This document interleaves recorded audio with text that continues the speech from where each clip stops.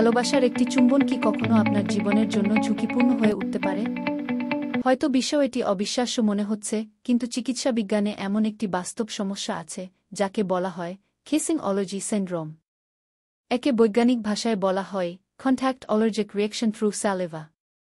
সম্প্রতি বিশ্বের বিভিন্ন দেশে, বিশেষ করে দক্ষিণ আমেরিকার কিছু অঞ্চলে, চিকিৎসকেরা এমন অনেক ঘটনার সন্ধান পেয়েছেন যেখানে সাধারণ একটি চুম্বনের পর মানুষের শরীরে মারাত্মক অ্যালার্জির লক্ষণ দেখা দিয়েছে। এই অ্যালার্জির লক্ষণগুলো সাধারণত চুম্বনের কয়েক মিনিটের মধ্যেই শুরু হয়। প্রথমে ঠোঁট ফুলে যেতে পারে, তারপর গাল ও গলা লাল হয়ে যায়, শরীরে চুলকানি দেখা দেয়, চোখ ও নাক ফুলে যায়। কিছু ক্ষেত্রে শ্বাস নিতে মারাত্মক সমস্যা দেখা দিতে পারে, যা জীবনাশের ঝুঁকিও তৈরি করতে পারে। কিন্তু সবচেয়ে গুরুত্বপূর্ণ ব্যাপার হল, এর মূল কারণ চুম্বন নয়। আসল কারণ হচ্ছে আপনার সঙ্গীর মুখে থাকা অদৃশ্য কিছু উপাদান। যেমন, আপনার সঙ্গী যদি কিছুক্ষণ আগে বাদাম, সামুদ্রিক মাছ, ডিম, দুধ, চকোলেট কিংবা ঝিনুকজাত খাবার খেয়ে থাকে, তাহলে সেই খাবারের অ্যালার্জি সৃষ্টিকারী প্রোটিন তার লালার মাধ্যমে আপনার শরীরে চলে যেতে পারে।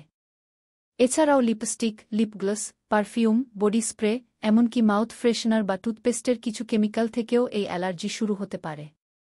চিকিৎসকেরা জানিয়েছেন, অনেক ক্ষেত্রে দাঁত ব্রাশ করা, মুখ ধোয়া বা মাউথওয়াশ ব্যবহারের পরেও এই অ্যালার্জেন 16 থেকে 24 ঘণ্টা পর্যন্ত লালা সক্রিয় থাকতে পারে।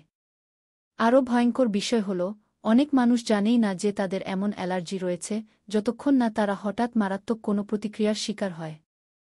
বিশেষজ্ঞরা সতর্ক করেছেন, যাদের আগে থেকেই হাঁপানি, ত্বকের অ্যালার্জি বা ফুড অ্যালার্জির সমস্যা আছে, তাদের জন্য এই ঝুঁকি তুলনামূলকভাবে বেশি।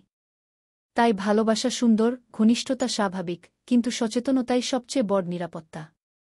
সঙ্গীর সঙ্গে খোলামেলা কথা বলা, অ্যালার্জির ইতিহাস জানা এবং সতর্ক থাকা, এই ছোট বিষয়গুলো আপনাকে বড় বিপদ থেকে বাঁচাতে পারে।